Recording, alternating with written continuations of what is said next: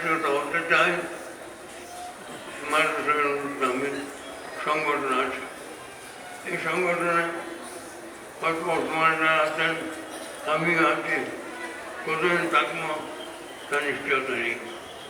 যেদিন আমার জীবন শেষ হয়, আমার এই দুনিয়া পরীক্ষা করে দিতে হবে। আমি যদি চলে যাই, তোমার বিভিন্ন কর্ম ইতিমধ্যে চলে গিয়েছেন, তারা যদি চলে যান, তাহলে নদর শেষ হয়ে গেল, ইমারতও শেষ হয়ে গেল, তা না। আমরা ইমারত শরীরকে নদরকে শক্ত হাত ধারণ করব।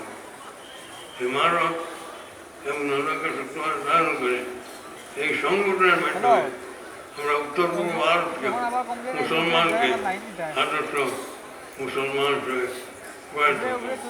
এই ব্রত আমাদের অবলম্বন করতে হবে।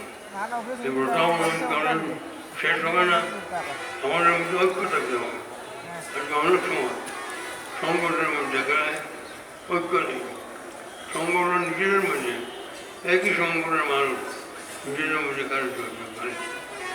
সংগঠন যদি সংগঠনের কর্মী যদি নিজকে গঠন করতে না পারেন, নিজের মধ্যে দিয়ে কার্যসাহায্য হয়, তাহলে এই সংগঠন আদর্শ সংগঠন হতে পারে না।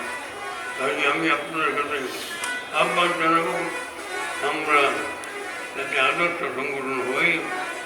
সাহাবায়ে মধ্যে যে পক্ষ ছিল, আমি আছি আজকে, আমি যদি না থাকি তাহলে সংগঠনের মধ্যে আমাদের যে ঐক্য থাকে, ঐক্যভাবে আমরা কাজ চলে যেতে পারি। সেজন্য আমরা যেন প্রতিজ্ঞাবদ্ধ হই। আমি দেখতে এসেছি আপনাদেরকে, আপনারা আমার জন্য প্রচুর দোয়া করেছেন। আমার সঙ্গে মমতা আছে, আমার সঙ্গে যদি মমতা থাকে তাহলে আমি আহ্বান জানাবো এই সংগঠনের সঙ্গে, সংগঠন যদি এগিয়ে চলে সংগঠনের মধ্যে ঐক্য থাকে, এই হাইজামিয়া যাতে এগিয়ে থাকে, হাইজামিয়াকে ভালোবাসেন, হাইজামিয়ার সঙ্গে মনে রাখবেন।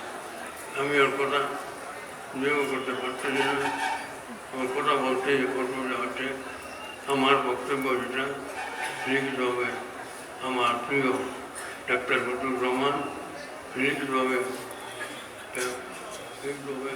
করতে পারছেন।